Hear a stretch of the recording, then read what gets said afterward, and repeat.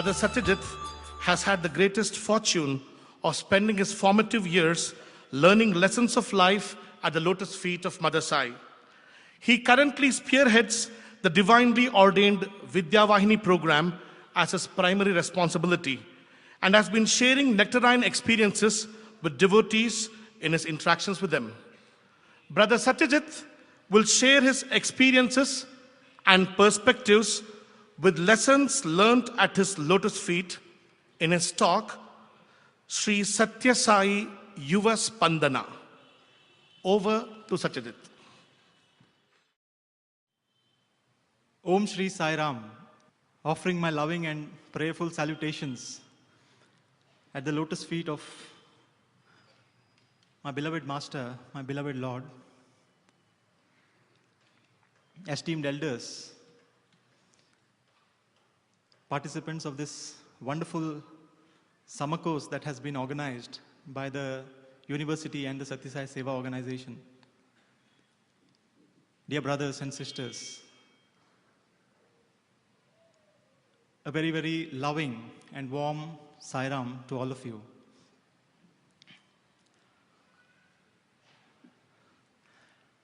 It's an overwhelming moment to be standing in this divine auditorium, every atom of which has resonated with the love of our beloved Master, where he has spread his light, where he has spread his love in every nook and corner, personally going and harvesting the troubles of his million devotees in the form of the letters. He's always like the reaper, going in search of all the problems and taking it and cutting it away from the roots and giving bliss. Give all your troubles to me and go back happy, was what he used to say always. And numerous are the days that we have witnessed the loving Lord going up and down in this divine auditorium. And it is indeed an overwhelming experience to be standing here. I saw the beautiful session that happened inside just now, where the badges for the summer course were distributed to all the participants. And I was catapulted 21 years back to the 20th of May 1991, when I was sitting in there as a 17-year-old young boy. And there was Bhagwan distributing those badges. The first badge that said student, Sri Satya Sai Institute of Higher Learning summer course, and in bold letters called student. What a proud moment it was for all of us to have that badge with us. I remember sitting at the end of a row, and Bhagwan was distributing, and he had come to the end of the row and he was turning around. He kept his hand on my head, used my head as a support, and he turned. As he was turning, he turned my head like this, symbolically turning it in the right direction.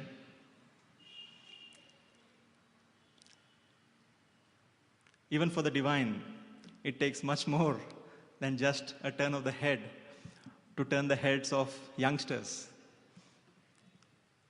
And it's a beautiful first day that I had. My title, the title of my talk is Sri Satya Sai Yuva Spandana. How he is the heartbeat of youth. How he is able to attract youth even now. Just 2 days back, I had the good fortune of interacting with Sai youth from Kerala who had come all the way to celebrate Vishu in Puttaparthi. And after the talk, the state president asked, how many of you are coming for the first time? And nearly 50% of the youngsters put their hand up, saying that they are coming for the first time, never had darshan of Swami, in his physical form, and yet the akarshana of Bhagwan is still there. He's attracting the youngsters in droves, in scores, in the hundreds. And they come searching for the nectar, in search of the nectar, just as we used to come when he was there in the physical form. And I remember my first day, and what is it that attracts, what is the akarshana shakti of Bhagwan, is something that I always used to think about. And we were coming from Puttaparthi after our entrance exam. We were coming as in a bus, all charged, telling that we are the angels in white, the chosen ones, with all that excitement. And there was one brother who was sitting with us, was telling that, I know Bhagwan has done a lot of work and he is a guru, but I don't think he is God. And we youngsters, 17-year-olds, stood up in defense for Bhagwan, and we told, how can you make statements like that? He is God to us. How can you make a statement like that? Youngsters, we were having our discussions. We came to Prashant Nilayam, we were in the hostel. And we were given the room number B5 there, and I still remember, the memories are so vivid. We had just put our luggage and we were getting our bearings in the hostel of this new life, of a life called life of a SAI student. When all of a sudden there was a lot of activity in the hostel, and there was a lot of activity in the hostel. And a lot of running around, and we came to know that Swami has come to the hostel. And we came rushing down. I remember on that staircase, I was standing and saw Swami for the first time as a Sai student. It's a different darshan that you have of Swami. And Swami was standing, holding his robe with his left hand, having a handkerchief in his right hand, and he's giving some instructions to somebody and cracking some jokes, and is like a flower surrounded by white honeybees. And he was just making some comments, and there was bliss on the faces of those around him. This was my first impression, first darshan that I am having of Bhagwan. And next to me was this young brother who was telling that, with whom we had an argument in the bus, and tears were streaming down his eyes. The first darshan that this young boy had, who had come with a preconceived notion that this is it, that he is a guru and nothing beyond, and he was there standing and crying. And it was through his eyes that I saw Bhagwan in a very different light. In the light of the Divine Master, who can instantly touch the hearts of the youngsters, who was, who is, who always will be the Yuva Spandana. What is it that attracts us to him? What is it that attracts the youth? What is it that attracts everyone who is youthful at heart? What is it that keeps our elders ever youthful at his lotus feet? The average age of Prashant Nilayam, we always joke, is 90. What is it that keeps them youthful in their heart? What is it that beats in their hearts, that keeps them so active, so inspired all their lives? It is the divine touch of the Bhagwan, of our beloved Bhagwan. Bhagwan knows exactly how to touch the heart at the right moment. To me, that happened, and I have narrated this 100 times, but it is my first experience, and without any hesitation, I share this for the 101st time here. It was the 4th day in this same hostel, the 4th day of my life as a Sai student in this same hostel. There were still lots of questions in the young mind, a 17-year-old's mind, that you have been speaking to a photograph of Bhagwan for the last 2 years. Is he listening to you? You are speaking, yes, you are speaking, you are deriving joy by speaking to him. But is he listening to you? When you are young, life is very simple. And then, you become rational. And then lots of questions keep coming. Is he listening to me when I speak to him? Was the question that was in this 17-year-old young mind. And with that question, I had gone for breakfast and spoke to a friend of mine. क्या यार सिर्फ 4-4 इडली देते हैं, घर में तो मैं 10-10 इडली खाता था. Just a joke between friends.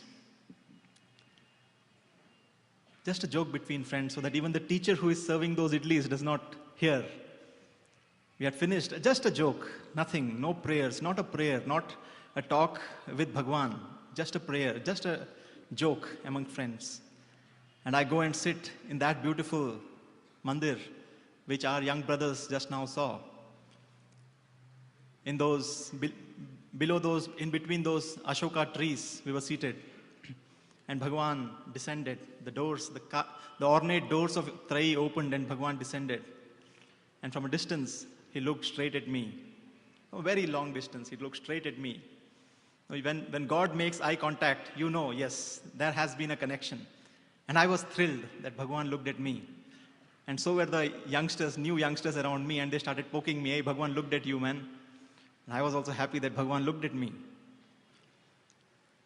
Bhagwan came out for darshan. It was not this hall at that point of time, it was a different hall. And Bhagwan finished the darshan rounds, came, and from a distance of around 10 to 15 feet, he looked at me again and asked a question. I could not hear what the question was. Here was God speaking to me for the first time. And I could not understand what Swami is asking me. I knelt up. And as I knelt up, there was an explosion around me called, Idlis, Swami, Idlis. Everybody shouted, all the children shouted, Swami, Idlis, Swami. Then I realized, oh, Swami had asked, what's for breakfast? He came a few more steps and asked, how many Idlis? This time, the question was very well received, and I said, Swami, 4. He comes closer for effect. He knows how to give the effect. Exactly. He's the master director. When the director himself comes for acting, he knows exactly how to deliver the dialogues with maximum effect. He comes close and asks, 10 idli khata hai? That was it. That was how he had played the twang in the heart. He had played the tanpura of the heart, and the music had begun. The answers had come, that not only do I listen to all your prayers, that when you're talking to me in front of my picture, but I also listen to you when you're joking with your friends, so be careful. He knows how to touch our hearts. That is why he becomes the heartbeat of our hearts. Youngsters, you are full of fun, full of energy, full of joy. Are we giving a definition of youth, or are we giving a definition of Bhagwan? It's a common definition for both of them. Because when he is amongst children, he is a child. When he is among youth, he is a youth.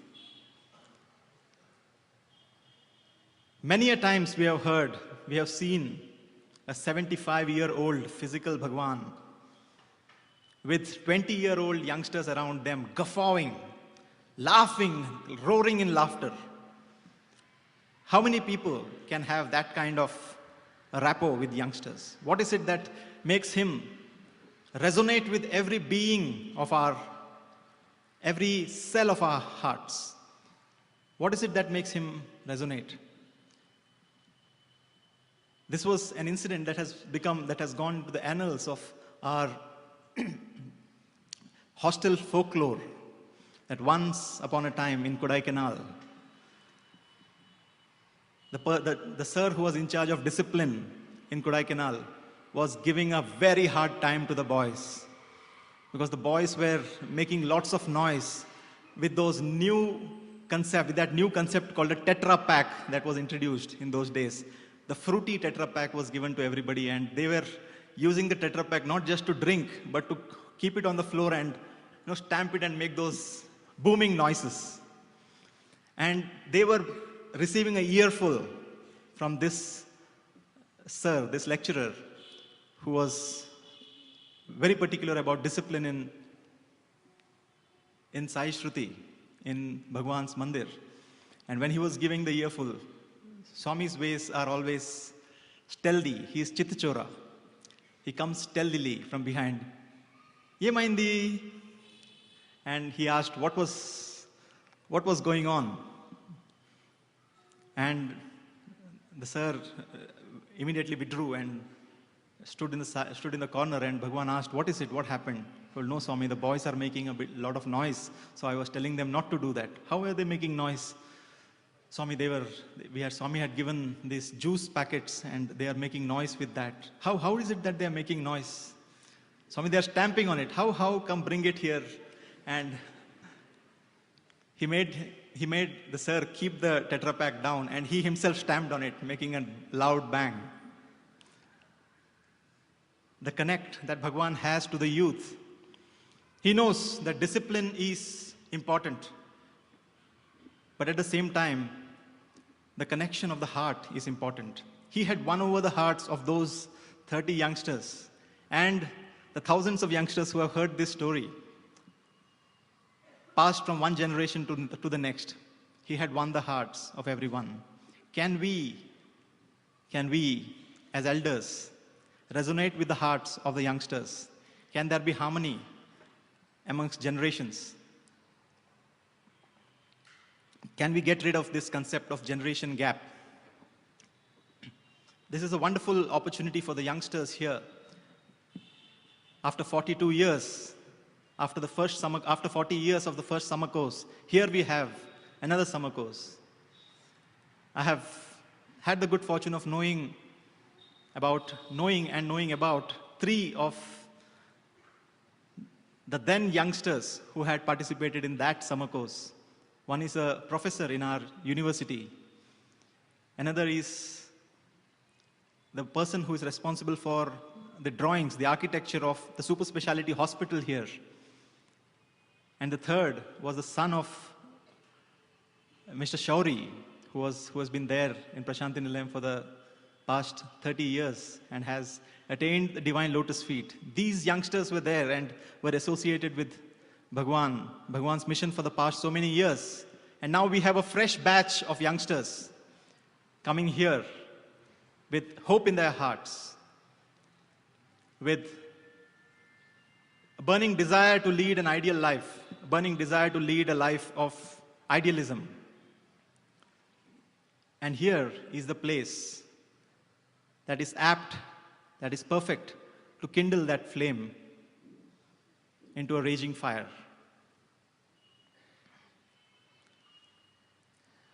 Humor is how Bhagwan plays with our heartstrings. There is a wonderful gentleman, an elderly person who had a wonderful relationship with Bhagwan, who always has had a wonderful relationship with Bhagwan. And Bhagwan used to love him so much. Bhagwan loves him so much. And we used to feel so very satisfied when he used to take Pad Namaskar of Bhagwan. Whatever be the incident, whatever be the occasion, Sir would get up and take Namaskar. Swami would say, all the boys have got first class, all the 12th class boys have got first class. He will get up and take Pad Namaskar on behalf of everybody. He will say that the university results have come and everybody has passed. He would get up and take Namaskar. It was a beautiful, heartwarming feeling to see this gentleman take the Namaskar of Swami's divine lotus feet. And he would take it in such a manner that we would all feel satisfied. He would bow down fully, he would lie down fully on the floor, cross his hands in the very orthodox manner so that the right hand touches the right foot and the left hand touches the left foot. He would cross his legs, one above the other, and then he would take Namaskar and he would bow down. It is the very scene, the very memory of that scene brings warmth in the heart of how this sir used to take Namaskar. And one day, Bhagwan decided that he would like to twang a few strings in my heart. And I was standing there next to him when this gentleman got up to take namaskar, and Swami did like this. He's telling me, look, I'm going to have some fun, making a joke, the way he connects. And he says, and he called this wonderful gentleman by his name and told, should you keep the left foot over the right foot or the right foot over the left foot? When you're doing namaskar, should you keep the left foot over the right foot or the right foot? Kudikal edamkal paina pettara, edamkal kudikal paina pettara. And this gentleman got confused, because this is Swami's way of playing with, having not a relationship just of God and devotee, but a relationship of friendship. A relationship that is not just about strict discipline, but a relationship that is about having a heart-to-heart conversation, having a heart-to-heart relationship. Another aspect that attracts us to Bhagwan is the sheer simplicity of his teachings. There have been so many books that have been written about the Vedantas, about Vedanta, and the most difficult of concepts, Bhagwan would talk in the easiest of words. I have had the good fortune of reading a lot of psychology books these last few months because of the work in Vidya Vahini, and we keep on reading about learning and learning psychology and all those things. And we come across huge words like cognitive learning and affective learning and psychomotor domain of learning. And here was Bhagwan, this is basically, these huge words means cognitive means how the learning happens at the intelligence, how the learning happens at the emotional level. It's called the affective learning. And the psychomotor, it sounds as if some psycho is running a motor car. Huge words they use. And here is Bhagwan simplifying it in 3 simple words: head, heart, and hands. The 3HV that Bhagwan calls. The simplicity of his teachings, his discourses, the way Bhagwan used to not speak, but actually pour the love. Just sitting in front of Bhagwan and listening to the discourse was as if you are having a bath in the Ganges. His words flowing over you, through you, around you. It's not just he who is with you, around you, above you, below you, but his words that flow around you and cleanse. You feel the cleansing that happens when Bhagwan speaks. He had spoken in the year 1996 when I had just joined my MBA. He had spoken for nearly 50 days, continuously, regularly. Every day he used to give a discourse. The effect that his discourse had in the boys. I tell you, even in the bathrooms, boys used to sing the padyams that Swami used to sing. That was how the hostel used to resonate in those days. Many a times I had heard. And the effort that Bhagwan used to take. One day, I had entered the interview room and I am speaking to Swami, and Swami is not responding. Swami is, anything that I am doing, Swami is doing. He's just doing, sound is not coming, but he's doing this. I didn't understand what is happening. I'm speaking louder and louder, and Swami is still doing, Then he told, in a very, very soft voice, Swami told, Vinapatanam ledu bangaru. He's telling, I'm not able to hear. Because of the effort that Swami had taken for 30 days, continuously speaking. And when he speaks, he gives all out. He gives his everything in that speech. The body was unable to take the strain. And there was some damage that had happened to his eardrums because of the strain of his speaking. And he was telling, no, I will go speak again. He's barely able to speak, but he's telling, no, I have told that I will speak. And we had to pray to Swami, no, Swami, today do not speak, Swami, please. The Vice Chancellor had come. Professor Venkatraman was the Vice Chancellor. He had come. Lakshmi Narasimham sir was the registrar. He had come. Everybody was praying to Swami, Swami, do not speak today. Why does Bhagwan have to go through all this strain? Why does he have to descend? Only to uplift us, only to inspire us. to lead a life that is worthy of being called Sai devotees, of being called humans. That's all. The labels are for us. There are no labels for Bhagwan. All his discourses used to touch the heart and the head. It was never intellectual. He used to play with the heartstrings. When he used to talk about, when he used to sing, Prema mudita manasikaho, Prema rahita marubhumilalo, Prema ankuramuna pempunda, Prema veshamuto, Prema varshamuto, Prema nadinu prahavinchagan murali, Ganamu seyagade. Beautiful songs about how the Gopikas pray for the divine love. And how he used to, his teachings are always tugging at the heartstrings. He had come to Brindavan in 97, in the month of March, and I was there in the hostel. He had sent a letter to me. He had written a letter to me. And there, Bhagwan says, be like the Chataka bird that does not go after the water that has fallen on the ground, but always waits for the raindrop, the pure raindrop that is, and will rather perish of thirst, would rather perish of thirst than go and drink water that has got sullied by contact with the earth.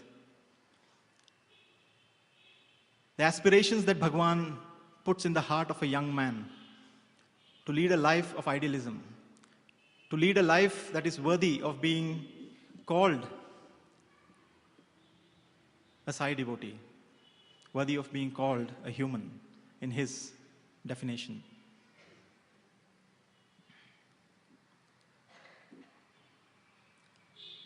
As I said, the labels are for us. We have lots of categories, devotees, non-devotees. We come across many introductions telling that, sir, he is a very good educator. Sir, he's not a devotee, but he's a very good educator, but he can help a lot in Vidya Vahini. Many introductions like this I get to face. He's not a devotee, but his labels are for us. Where does Bhagwan come from? He was listening to Radio Sai in his house once, in the Yajur Mandir once. We had installed Radio Sai there, and Bhagwan was listening to Radio Sai. He was sitting at the table, doing some work, and we with our small minds thought that Swami is probably busy with the work and he is not listening to the conversation. A beautiful question answer was going on. And one foreign lady had asked this question, can atheists get self-realization? See what a question it is. Can atheists get self-realization? We have got so many labels. And a beautiful explanation was being given for this question, telling that there are wonderful people who are atheists. They are people who lead a life of idealism, who lead a life of service to mankind, who are great humanists, but they do not believe in God, but they lead a life that is worthy of in every sense being called Sai devotees. This was the answer that was being given. Every teaching that Bhagwan tells, live for others, help ever, hurt never, they do, but they do not believe in the concept of God. So obviously there is a slight problem here. They do not believe in God. So where is the concept of self-realization there? But because of the wonderful life they have led, in the future birth, probably they will be born in a family that believes, that is devoted to God, and their path to self-realization, to liberation, will be fast. This was a beautiful explanation.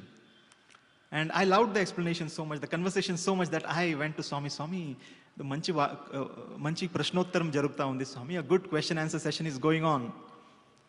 Swami was working, so probably we get lost in our work, but Swami is Satchit Ananda, Chit, awareness, total integrated awareness, constant integrated awareness, Swami used to say. And I brought to Swami's note, Swami, oka manchi prashnottaram jaruguta undi Swami. Prashnam adigaru, nastikulki atma sakshatkaram avutunda Swami. That was the direct translation. Can atheists get self-realization? Nastikulki atma sakshatkaram avutunda. దానికి ఉత్తరం ఇస్తున్నారు. For that the answer that is being given, before I could complete the sentence Swami said, తప్పక అవుతుంది. దేహాభిమానం ఇచ్చిపెడితే ఎవరికైనా ఆత్మ సాక్షాత్కారం అవుతుంది. దేహాభిమానం ఇచ్చిపెడితే ఎవరికైనా ఆత్మ సాక్షాత్కారం అవుతుంది. It is only a question of giving up body attachment, Swami says. And Atma Sakshatkaram is definite, Swami says. In the young heart, in the untaught heart, in the heart that knows nothing, you can imagine what the thought process would have started. What is it that Bhagavan is talking about? Leaving body attachment, an atheist, you don't even need to believe in God, he says, to get Atma Sakshatkaram. The thoughts that Bhagavan leaves with us, the inquiry that he puts us into, what does he mean by this concept of leaving body attachment? Is it just that we become anesthetic? That even if somebody pokes us, we don't jump in pain? Is that losing body attachment? Or is it the attachment that we have to our body that makes us limit our love only to our family and friends? How much vishal can we become? That is Bhagavan's teaching. Tuchcha bhavalu ichipettandi. Chillar bhavalu ichipettandi. Here is Bhagavan calling us bangaru, and we are like 5 paise, 10 paise coins. Chillar buddilu. How many times we have heard Bhagavan saying that chillar buddilu ichipettandi? That is our Bhagavan, always talking about the higher things in life. He used to narrate a beautiful incident about his visit to Kerala many years back. Again, the concept of labels, our labels and his universality. He had gone to Kerala, and everybody was seated in a big mantap, shamyana they had put, and everybody was sitting for darshan, and everybody was sitting. In the corner, there were a big group who were standing like this, with the folded hands. And a very senior police officer was a devotee of Bhagavan, and he had organized the whole function. And he told Swami, it is better we don't go to that corner because they are rationalists, our labels. Swami, when he was narrating this in Kodaikanal, he said, I directly went there. You tell Swami, don't do that. He'll make a beeline to that. అక్కడ వెళ్ళి నేను ఇట్లా చేశాను, వాళ్ళు ఇట్లా ఉన్న వాళ్ళు ఇట్లా అయిపోయినారు.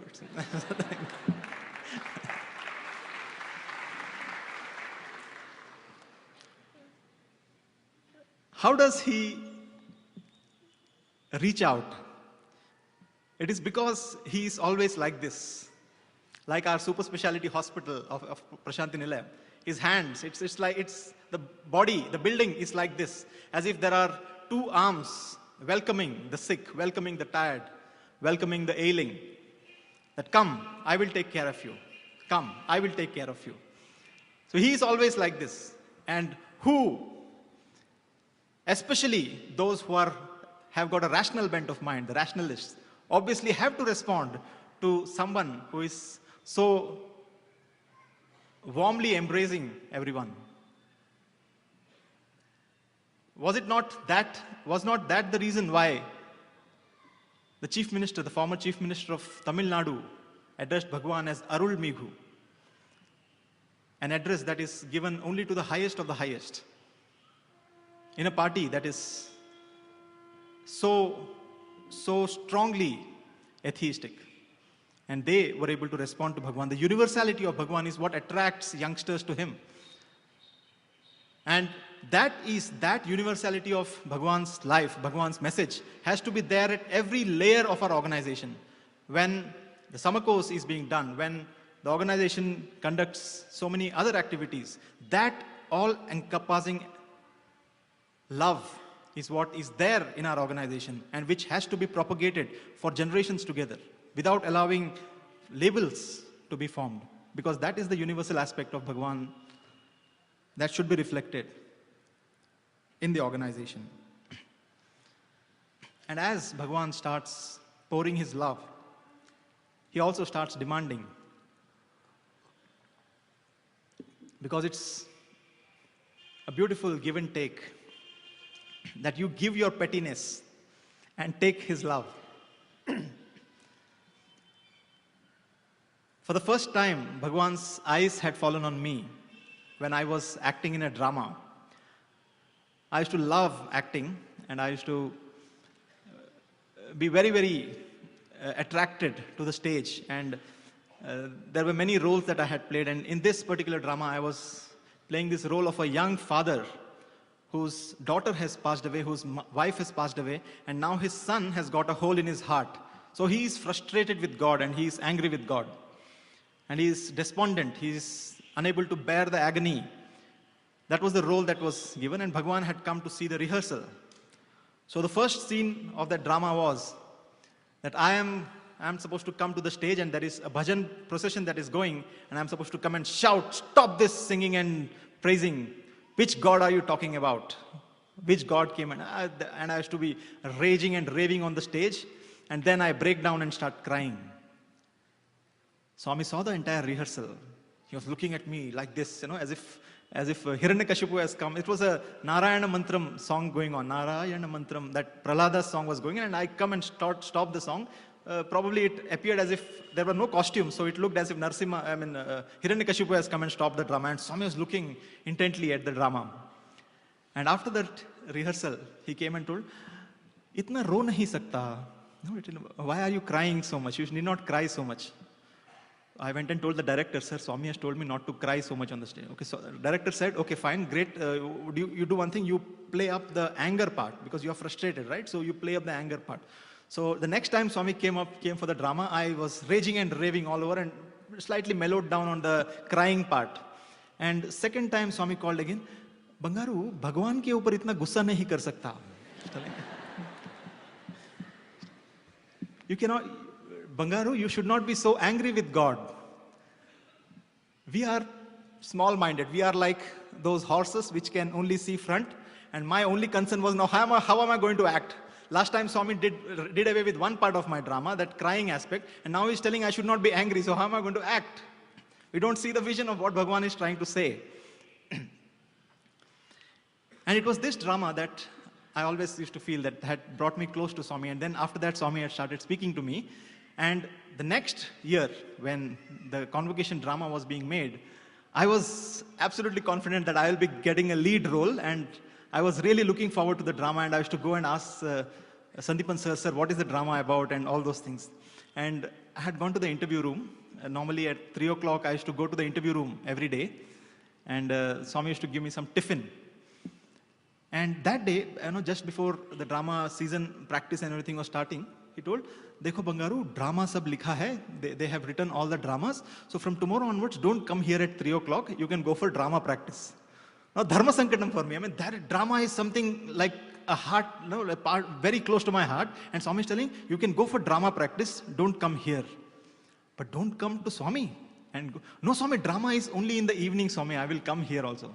We want both. You want the world and God, both together, right? And Swami told, nahi, acha practice kar sakta hai. You go for the drama, don't come here. "No, Swami, I will do both, Swami." Still holding on to it.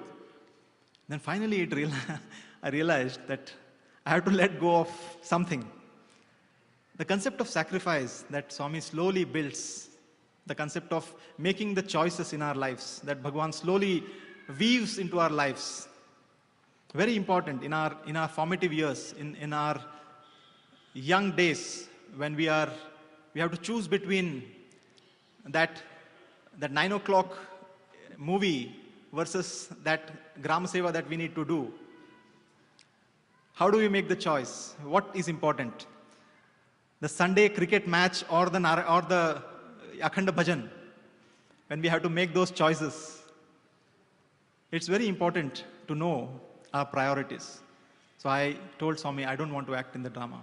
And Swami created a big drama out of that, saying that, see, this boy doesn't want to act in the drama, and he is telling Narsimurthy sir and Sandeepan sir that he's saying that he doesn't want to act. So, kya Satyajit bol sakta hai? Act kar sakta hai? Acting kar sakta hai? Swami is creating an entire drama around that. I told, no, Swami. I used to act only for Swami. So this drama is also for Swami. Swami is telling, he's putting lots of confusion again in the head, telling that, okay, want to go, you can go for the drama. And the heart is again leaping, okay, drama is there. This Swami is himself telling, should we take the chance? But finally, no Swami, I don't want the drama. And the beauty is, for every drama rehearsal, Swami made it a point to take me with him. Every time Bhagwan used to go for seeing the rehearsal, he used to take me with him. So I never missed any of the chances that we used to get as drama boys. And I was so happy that I got to be a part of the drama unit without having to forego anything. The aspect of sacrifice that Bhagwan builds slowly. And then, as you experience his love, when he fills your heart, when you are so drowned in his love, that it becomes a natural thing that your priorities are so right. I mean, that it's not even a question of a priority. It's a de facto choice that for everything, it is only Bhagwan that is most important. It is only a spiritual life that is most important in our lives. And it was the year 1997. For the first time, I had got the chance of staying with Bhagwan here in Trai Brindavan. On the 1st of April 1997, I had finished my first year MBA, and Swami had told, Nerga vachesi. And Swami had given me a room there in the ground floor, and I was staying with Bhagwan. For the first time, staying with Bhagwan for 24 hours a day. And within 10 days, we can never be in the present. Swami always says, you are either brooding over the past or worrying about the future.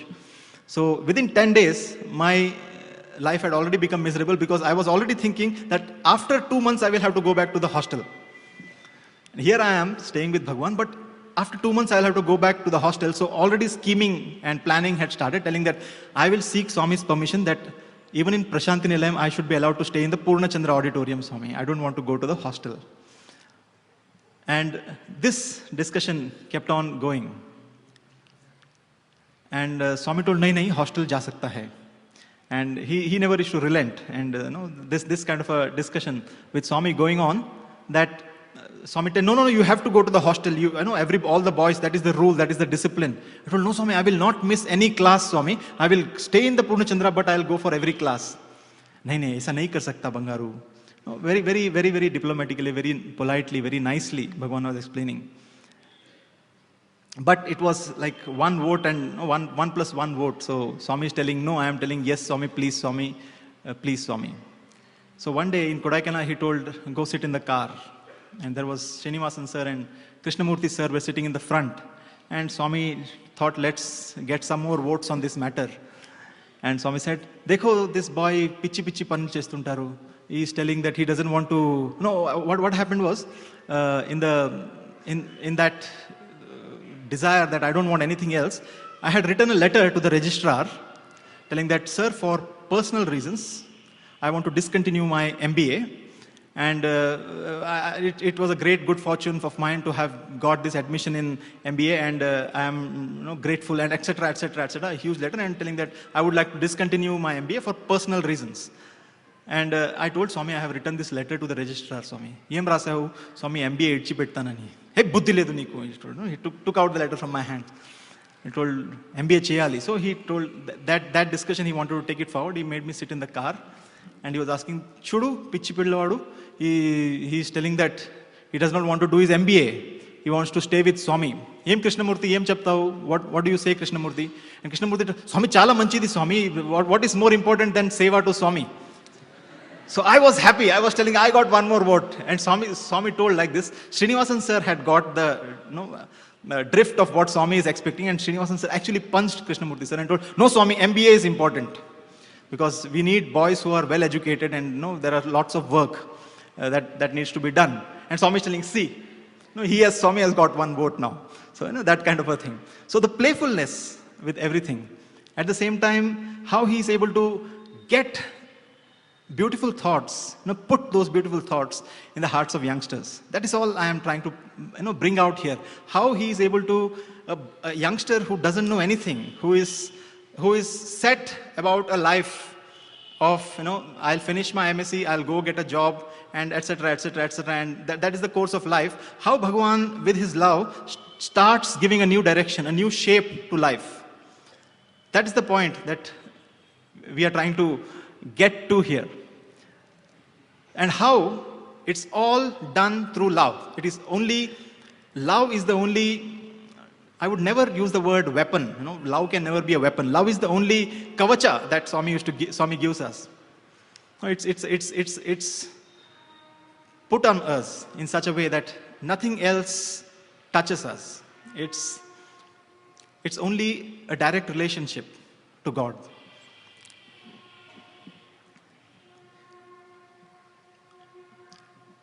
A beautiful lesson that Bhagavan teaches is that of empathy, to be able to understand the heart of another. And this was a wonderful experience for me. It was in the year 2001 or 2002.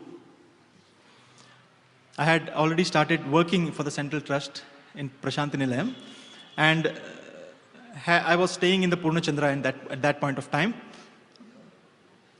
And during Guru Purnima, my parents had come. And it was such a difficult time, such a busy period, that I did not have the chance to go and meet my parents during their stay in Prashanti Nilayam. And on the day they were supposed to leave, I went to their house in round 3. And the moment I entered, my mother started crying. She really started crying, shedding tears of so much of agony, telling that, why did you not come and meet us? Why can't you spend a few minutes, come and meet us? You never come, you're always there with Swami. And why can't you spend a few minutes for us? I told Mama, I was so busy. There were so many devotees who had come, so many donations and so much of work in the office. And then I had to rush back for the discourse and this kind of a thing. I was not able to come, Mama. No, you are never coming to us. You have forgotten us. So that kind of a thing. So I started giving a discourse to Mother, telling that, Mother, why are you so attached to your son? And started telling that, Mother, was it not you who had offered me to Swami? No, you had told that, Swami, he is yours. You cannot do this business telling that for some time he is yours and then sometime you have to pull. I gave a big discourse. And then Father joined in, telling that, yes, all these ladies, they have too much attachment to their sons. And both of us, together, Mother was sitting here. She was already crying. And here are two intellectuals who are giving a lot of intellectual input to a pained heart.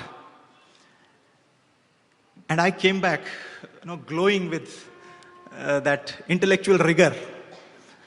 And I started walking towards Purnachandra with that anticipation that I will go and tell Swami how I had given gyan to my mother. And with a lot of hope and a lot of happiness, I was about going to Swami, thinking that, okay, probably this side is Vivekananda, this side is Adi Shankara, and here I am walking like, on the royal path on spirituality kind of thing, with a lot of, bloated ego probably. And went in and told Swami, this is what happened, and this is what I told Swami. This is what I told Mother. Swami told, Buddhi ledu niku. I was shocked. I was expecting a pat on my back. Here I was getting a rap on my knuckles. Buddhi ledu niku. How can you say that? Ela cheptavu atla? Neeku em hakku undi atla cheppadaniki? What right do you have to say that a mother cannot have attachment to her son? What right do you have to say that she has borne you in her womb for 9 months? When will you repay that debt of gratitude? When are you going to repay that? How dare you say such a thing? Meeku buddhi ledu, poi ippudu cheppu. Go and tell now. This is what Swami has told. I told Swami, they must have already left. They were about to leave. Buddhi ledu, potava leda. Are you going to go or not? And I jumped out of there and ran and went to the home. I went to the room and started telling Mother, this is what Swami has told, that a mother has every right to have attachment to her son. And at that point of time, Mother was the only one who was, having tears with smile on her face. And we were the two youngsters, intellectuals, who were crying in agony, telling that little do we know, with our half-baked philosophies, with our half-baked intelligence, intellectual inputs, we start interpreting spirituality. Whenever this kind of dilemma comes, it is always when the vairagyam comes. When vairagyam is always confused with hard-heartedness. You become stone-hearted. You are not touched by anybody's agony, because you feel it is all Maya. No, this is not real. All the suffering in the world is unreal, and you become stone-hearted.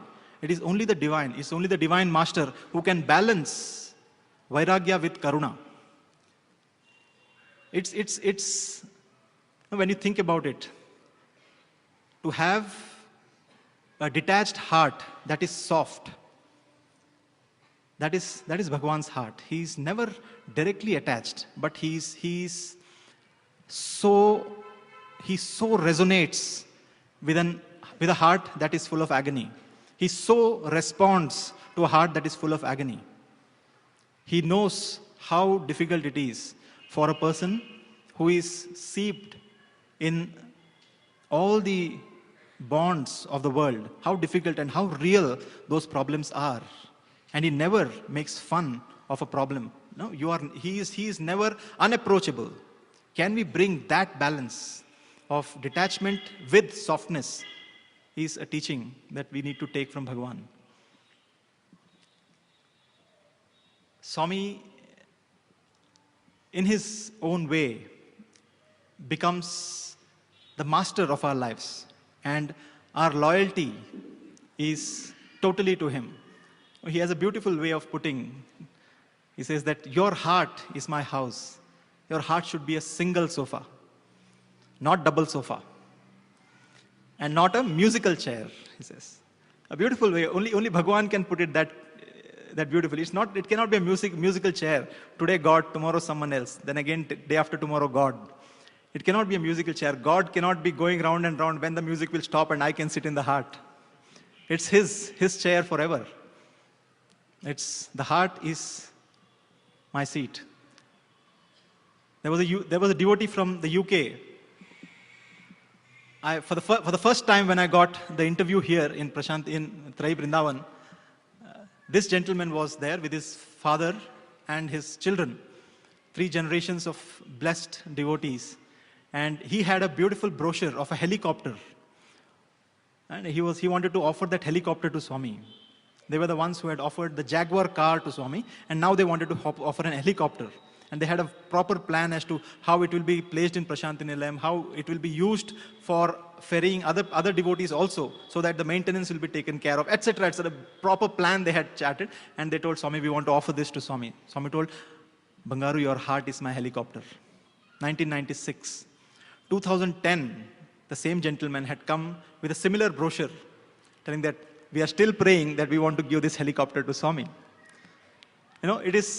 Swami does not want, once Swami says that your heart is my helicopter, for the last 14 years, that gentleman has been praying to offer the helicopter to Swami. Swami never relented, because he has told, your heart is my helicopter. That is all that he needs. He teaches us to be dependent only on Swami. Somehow, that it is only he that matters. The dependence is totally on him. The wonderful experience that I had, I was sitting over there, I remember, 1996, somewhere near that pillar, in the year 1996. And one lecturer had given me a Walkman and told, please record Swami. There was a big speaker kept there on the floor. It wasn't, the speakers weren't up there. It used to be kept on stools in the corners of places. And Sir had given me a Walkman to record the discourse, because he was the one who used to transcribe the discourse and give it to the boys for reading. And he told, please record the discourse. I told, yes, sir, I will do it. As soon as the discourse got over, Swami went back, and I had to rush inside Trai BRINDAVAN. And I could not, because everybody had stood up, and I could not hand over the Walkman to Sir. So I just put that Walkman into my pocket and rushed inside. As soon as I entered the Trai BRINDAVAN, it's a round hall, and Swami was on that side door, one door. He had come out. And as soon as I entered, hey, ye madi pocket lo? He told, what is that bulge in your pocket?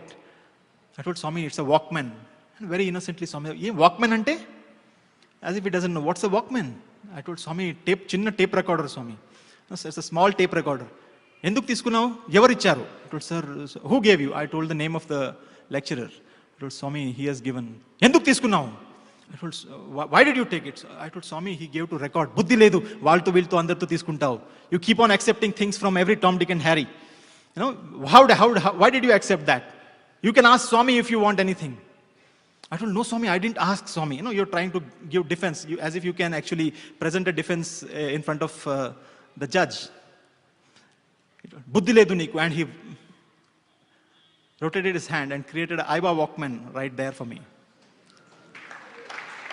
Along with all that firing. No, he's firing me on one side and creating a black Aiba with a grey thing. And he tells, ఏమైనా కావాలంటే స్వామితో అడగవచ్చు కదా. He shows the hand and says, అంతా ఉందిరా చేతిలో, అంతా ఉంది, ప్రపంచం అంతా ఉంది చేతిలో. It's not the Walkman that is important to me. Walkman is just a method, just a conduit to bring home the lesson so deeply in my heart that always, at every point of time, dependence is to God. A million times in the organization he has told, do not ask anybody. Never ever put your hand like this. Swami will provide. 100 instances I have heard about how people have started without any money. They have started laying the foundation. They have money only for the foundation, and they lay the foundation. By the time the foundation is ready, somebody on their own comes and gives donation for the first floor. As soon as the first floor is being done, somebody comes forward and gives money for the second floor, without anybody having to spread their hands and asking. Bhagwan takes care. We always make mistakes, and Bhagwan takes that mistake as an opportunity to take one more lesson, teach one more lesson. We were sitting in the interview room once. My parents had also come. And as I got up from the interview room, I still have the habit of, you know, lifting my pant and, you know, tightening the pant. Swami used to really chastise people for doing that. And as soon as I got up, I lifted the pant. Swami took me inside. బుద్ధి లేదు, అందరు ఎదురుగా pant పైకి చేస్తావు, belt వేసుకోకూడదు, can't you wear a belt? So I will wear, Swami. A belt comes out of his hand. Everything that you need, he is there to provide. And it is not just the physical form of Bhagwan. It's his universal form that we need to just depend on, totally focused on. And he will take care of all that is required for us. Not all that we want, but all that is necessary, all that we need. With all these teachings, with all these things, it is only one big responsibility that Bhagwan tells. The major responsibility of being divine. No, he does not want your adulations. He does not want you coming and doing Pad Namaskar to him. He doesn't want that. He wants, he had stopped giving Pad Namaskar in the late 1990s and told that, why do you have to come and do Namaskar to me? I am in your heart. We are all one. That responsibility that Bhagwan gives for your own self-development is something that is, we can never appreciate the depth of that teaching. We will take many lifetimes to really appreciate what Bhagwan is telling when he calls us Divyatmas, and the amount of respect that Bhagwan gives to that word Divyatma. He had once in the interview room, I had come from the college, and as soon as I entered, Bhagwan narrated. He actually narrated sequentially, chronologically, every single thought that was going on in my mind ever since I came out of the hostel till the time I reached the interview room. Every single thought, which board did you see? Which bus crossed you? Which dog crossed the road? At what point of time? And what I was thinking at every point of time. And how I saw the flower vendors there and the fruit vendors, and how I saw what I did at front of the Ganesh Mandir. Everything. And whom I saw in the portico as I entered. Every single thought, every single thing. And he said, "Ekkadunnavu anukuntunnara nu? Where do you think I am? You are filled with bad thoughts. I told, yes, Swami, you clean it. I told, do you think I am your dhobi? Swami asks. Neni dhobi ankunnava ankunnaru. You have to put in the effort. If I want, I can snap my fingers. He says, Swami said, నేను ఇట్లా చేయొచ్చురా కుక్క మాదిరి నా వెనక తిరుగుతావు నువ్వు. I can just snap my fingers and like a dog, you will follow me for the rest of your life. I told Swami, do it please. Swami said, no, because I want you to love me and I want you to follow me. I want you to want to follow me. That it should be your heart's desire, your own free will that you want to follow me. That is what is important, Swami says. The amount, we may not respect the name, the title that Bhagavan has given, that we are Atma Swarupas. We may not, but he has respect for what has come out of his mouth. The words that his Sri Mukham, the words that have been uttered by his Sri Mukha, he respects that. And that is the divine power of his utterings, his teachings. And that is the responsibility that Bhagavan places on all of us. Recently, in 2010 December, a group of children from one of the schools had come as part of the Vidya Vahini program, and Bhagavan had come to the bhajan hall in the wheelchair. And one elderly lady, she shouted, Swami, we love you, Swami. Normally, Swami's reaction for such loud utterings are hysteria. That day, Swami very softly said, love my words. Love my words. That is what Bhagavan has left for us. An entire range of teachings. Today we revere those two words that were written 5,000 years back, called Bhagavan Uvacha. In the Bhagavad Gita, God said, Bhagavan spoke. 5,000 years from now, what do you think will be the teachings that will be revered? We are the ones who have the good fortune of having heard the Bhagavan speak, Bhagavan Uvacha. We have directly heard. We are all Arjunas in that sense. And we are all the recipients of the Bhagavad Gita directly by Bhagavan. To learn to love his words, get in touch. Today there's technology. We need to be in touch with the teachings of Bhagavan. When we are youth, when there is youthful exuberance in us, we delve, we dwell on, we totally get immersed in activities. And we lose focus. Many a times I have heard Swami, Yem prayojanam anta pani anta chestar, seva antaru. Yem prayojanamu? ఆధ్యాత్మిక మీరు ఈ కించిత్ మాత్రము మార్పు లేకపోతే ఏం ప్రయోజనము? If there is no transformation, what's the use of all that సేవ? The balance between Bhagavan is the perfect balance. Bhagavan's teachings are the perfect balance of all the three paths.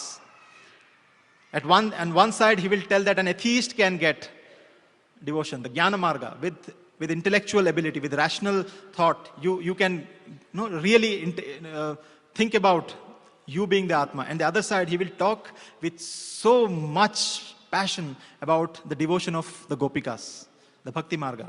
And then he will flog the children to do this Gram Seva. All the three paths, the Jnana Marga, the Bhakti Marga, and the Karma Marga, are in unison. No, we heard of the three domains of learning, the cognitive, the affective, and the psychomotor. And we said it's about the head, the heart, and the hands. It is nothing but the Jnana, the Bhakti, and the Karma. Is it not? The blend of all those three. So when the youngsters, especially the youngsters, I'm speaking to the youth who are present here, when we are so full of josh for work, we should know that it is important to stop and sharpen our axes. You know the story of the woodcutter who kept on cutting the tree with a blunt axe because he did not have time to stop and sharpen his axe. And with a blunt axe, he keeps cutting. How do we balance activity with introspection? How all the three wings of the organization are in perfect harmony. The devotional wing, the education wing, and the seva wing, all the three work in unison. The elders will keep telling, the elders will keep guiding. It is for the youngsters to keep listening and to keep following. As you will have wonderful thoughts that will be given to you in the next 5 days. The youngsters will be filled to the brim in the head. And going by the session that we had in the morning, in this evening, inside, I know that your hearts will be filled too with this atmosphere, with this wonderful ambience of the SAI RAMESH Hall, of BRINDAVAN, of this campus that has been built. There are a zillion stories around this campus of boys waiting for Swami's car to arrive in the midnight, of boys going on a fast, telling that we should not be shifted out of this campus. This was the small hostel of the boys, and they were staying in a garage, and the elders wanted to build a hostel near the college somewhere there, and the boys went on a fast telling that don't send us away from here. And that was how this wonderful hostel came up, very close to Bhagwan. There are a million stories that you will hear about the modern day gopis and the gopalas, and be filled to the brim in your hearts.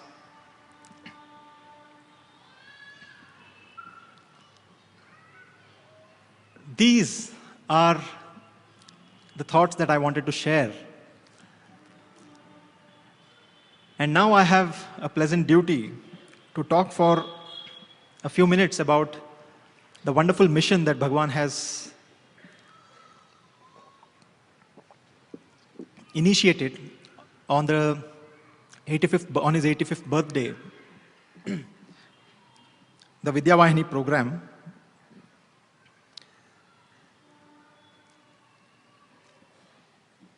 This is a wonderful project that Bhagwan has blessed to take his vision of what an education system should be. The experiments that Bhagwan has done in this university, in the schools that he has guided, he has built from ground up.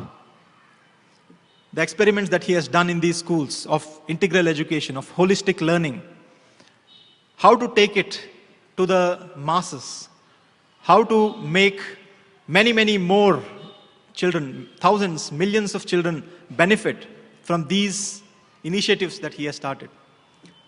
That is the goal of Vidyavahini. How do we scale it up? What are the procedures that we need to have as we scale it up to the next level? That is the charter of the Vidyavahini program that has been assigned to all of us.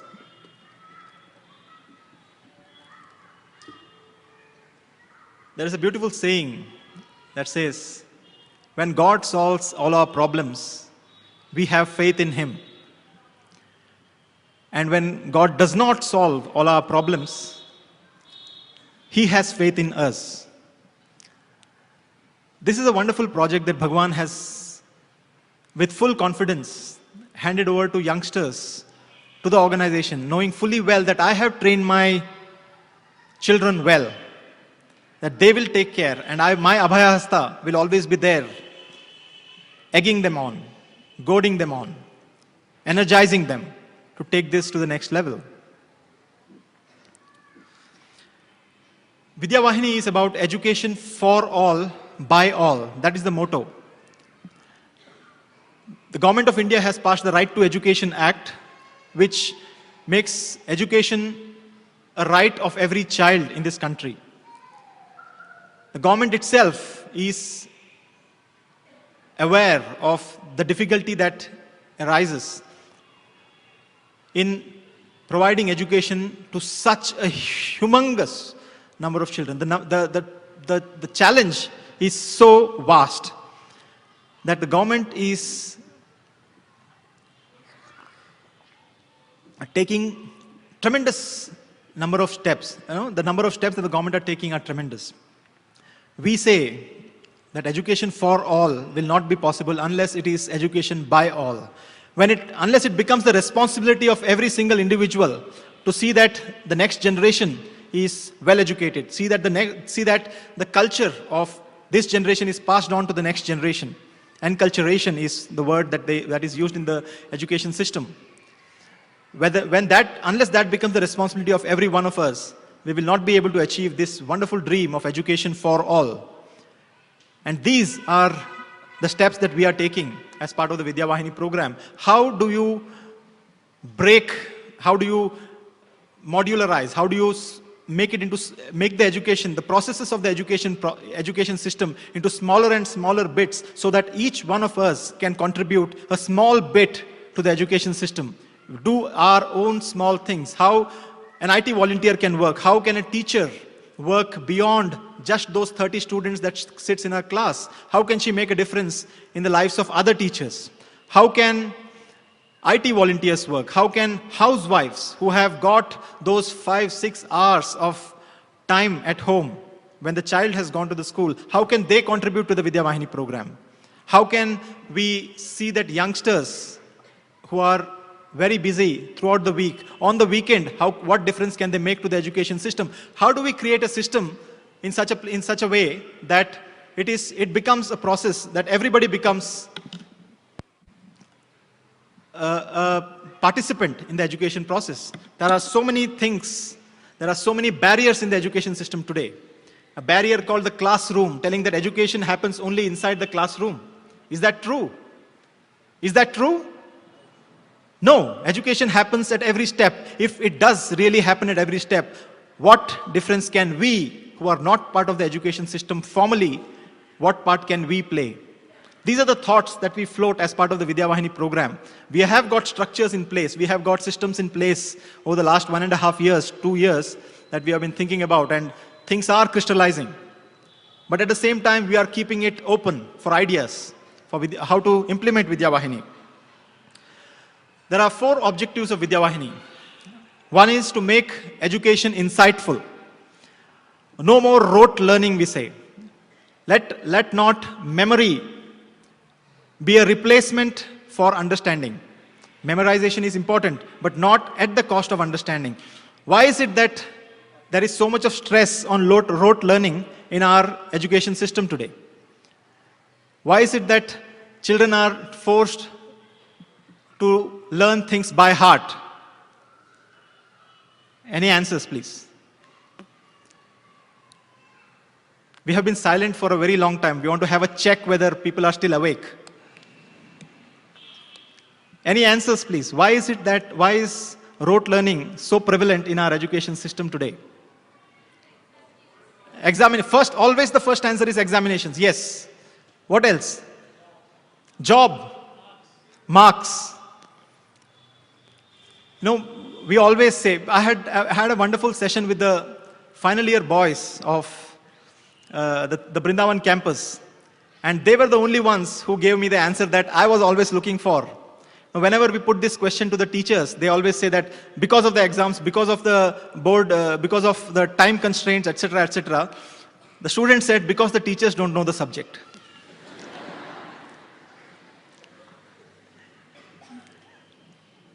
In the rural area, let's look at the rural setting. A child asks a question, why teacher? And the teacher gives an answer.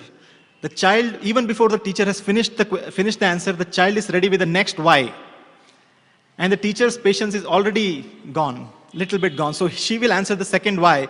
And with the third why, the teacher's patience as well as the knowledge is over. And the teacher shall, why? Because I told you, that's why. You learn it by heart. Can we provide the answer to the 4th and the 5th whys to that rural teacher is what we are looking for, what we are looking at. Is it possible that we can contribute to the education system in such a way that we keep giving the best teaching material? All of us get together and see to it that that teacher who is facing the barrage of whys, why teacher, why teacher, why teacher, she has got the training, she has got the material in her hands, or she has got a backup telling that I will ask the Vidyavahini team and let you know tomorrow.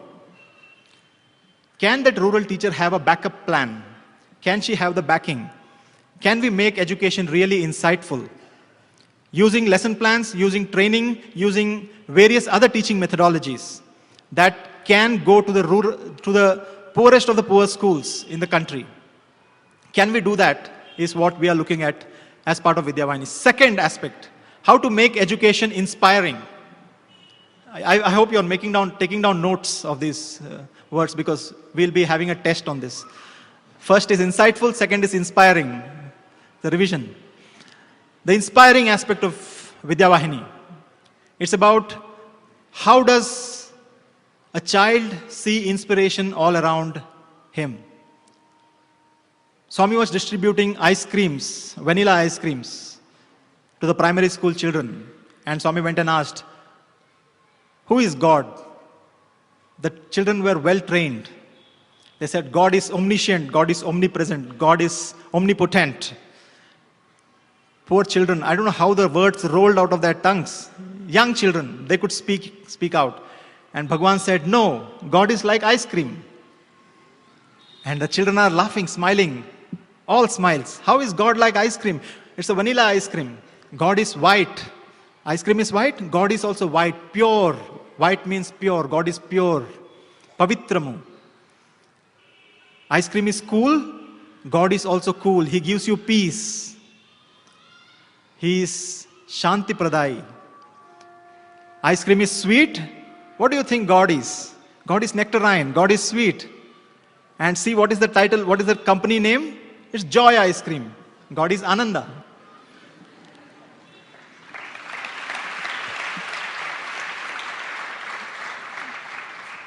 Can we give these examples to teachers? Can we make it possible that the teachers are shining beacons of inspiration to the children?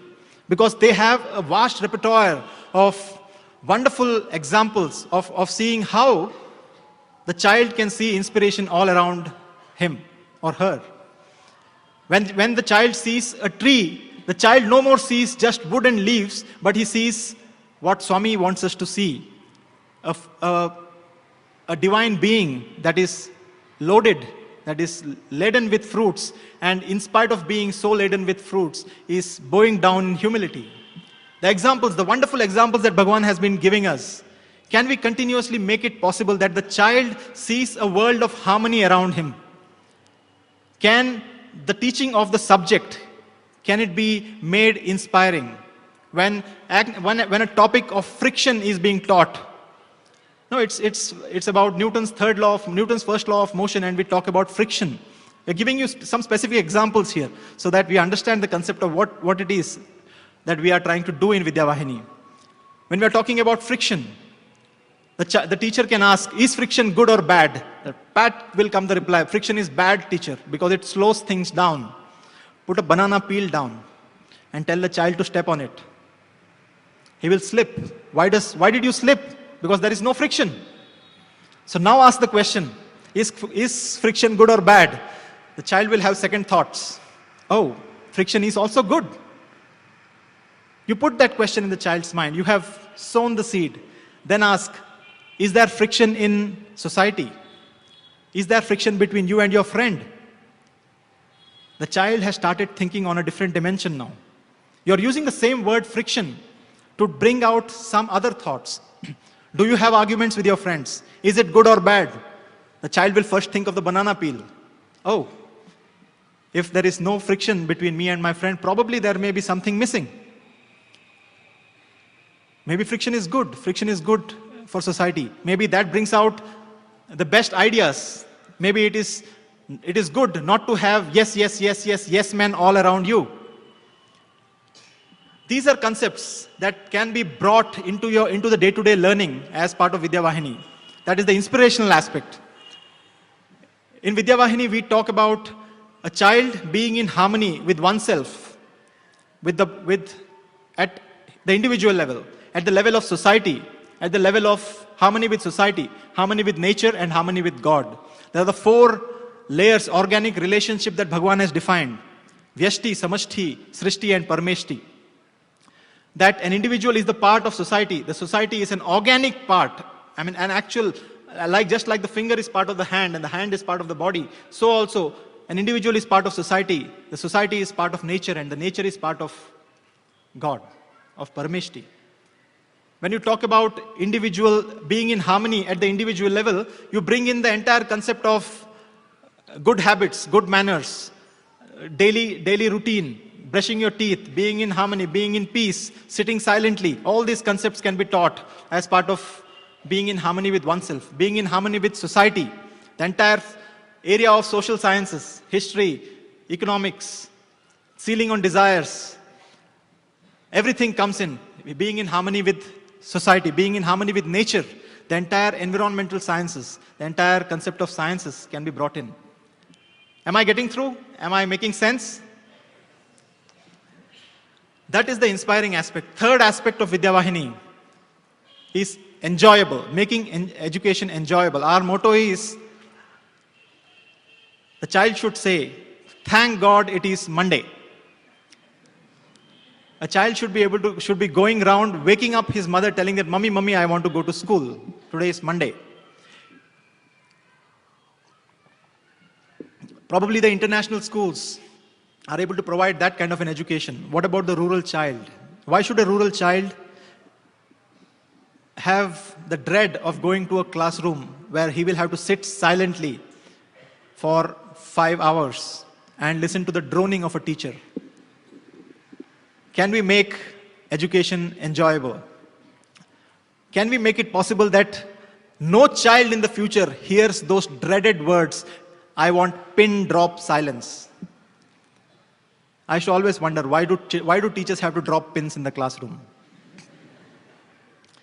Can we make it enjoyable? Pillalki arthamayetatluga cheppandi, Swami said, as part of the insightful thing or the enjoyable part, when Swami was giving us directions as to how to, various interactions that Swami had with the team of Vidyavahini, Swami told, Pillalki arthamayetatluga cheppandi. Make it, tell in such a way that the child understands. We have got so many huge concepts in education today, telling that child-centered learning and activity-based learning. Swami says, Pillalki arthamayetatluga cheppandi. When we showed a few animations to Bhagwan, Swami told, yes, this is how the child will be attracted. Pillalki akarshanamayetatluga cheppandi. We had shown a few animations about the Balvika stories that we had made. Swami was so happy. He was looking at that laptop with so much of joy. With his eyes twinkling like a child. Can we make education enjoyable? Can we make it participative? We say that education cannot be given the way it is intended to be given unless we all have a stake in that.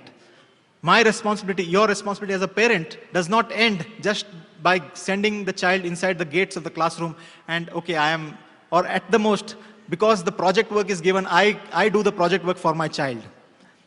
No, that is what is happening. There are so many comments that I hear that I have learned more from my child's project than the child has learned, they say. It's a homework for the parents nowadays, from the best schools.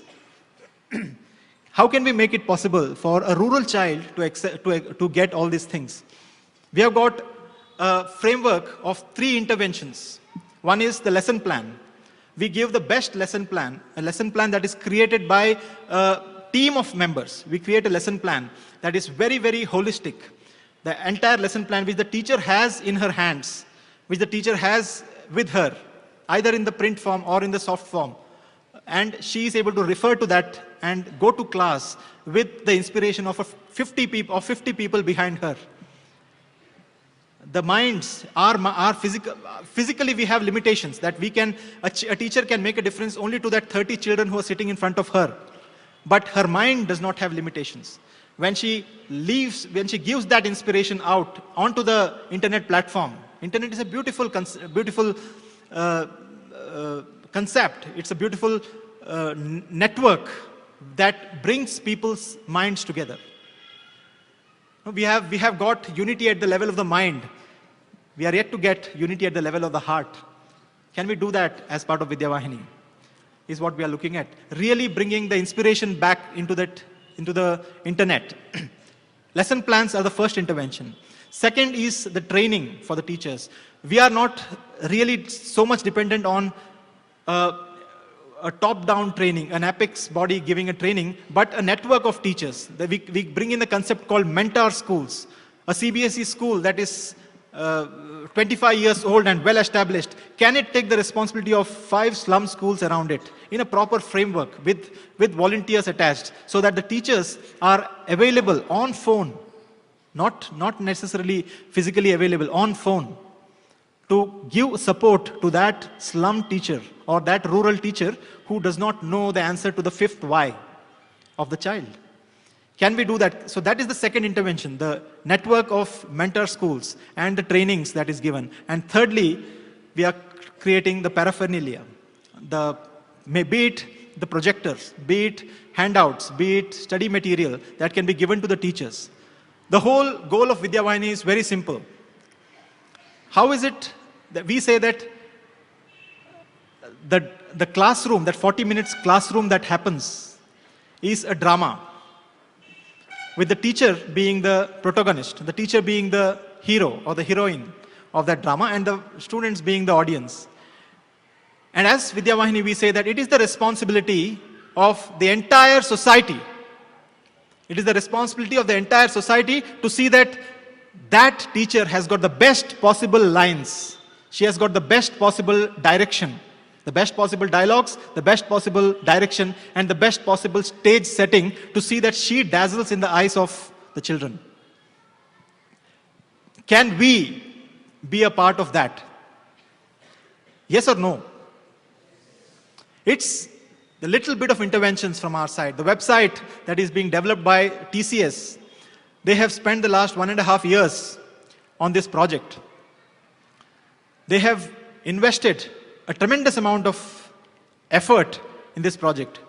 And they are now looking at the Satya Sai organization to see that, okay, we have done our part, what is it that you are going to do? They are inspired by the way we are able to mobilize that inspiration of Bhagwan that is there, that Chaitanya that is there in this crowd, in this ground, in this holy ground, in this Panduranga Kshetra, as the person said, Whitefield, Panduranga Kshetra. You know that thing? No, the great poet said, Pandu means white and Kshetra means field. So the Whitefield is verily Panduranga Kshetra. So how that inspiration that is there in this place, can that be part of the Vidyavahini program? Can we depend? Can we tell the TCS telling that you have done your part, now we will show what we can do? Are we ready for it? We are having a workshop in Puttaparthi. It's a 3-day workshop on the 4th, 5th and 6th of May. We would like as many of you to register for this workshop and come and get to know more details about Vidyavahini. Time is short now. I cannot go into the details of the Vidyavahini program, though I would never like to leave the mic once we start talking about Vidyavahini. But then we have to adhere to time. Please do come to the workshop. We will set up registration counters here, and we will take the names of people who are interested in participating in this wonderful program that Bhagwan has given us. We are presently, just to give a brief outline of how Vidyavahini is being implemented presently, we have Vidyavahini being implemented in 10 schools across India currently. There is a school in Siddhapura here in Karnataka, a school in Kundarapalli, that is in Tamil Nadu, a school in Srisailam, Kerala, a school in Nandigama, it's a small village near Vijayawada in Andhra Pradesh, a school in Bhawanipatna where we have recently initiated in Orissa, 2 schools in Maharashtra, one in Dharmakshetra, Bombay, and one in Phulgaon, Pune, 1 school in Murthal, Haryana, a district called Murthal in Haryana, 1 school in Darwa in the district of Yamunanagar in Haryana, and another school in Patiala, which the implementation is in a very initial phases in that. So these are the 10 schools. And for the coming academic year, the Board of Trustees has, by the way, the Board of Trustees of the Sri Satya Sai Central Trust have approved the Vidyavahini program as a formal project of the trust on Shivratri Day, this Shivratri Day. So it's a formal project of the trust. It's a very happy news for us.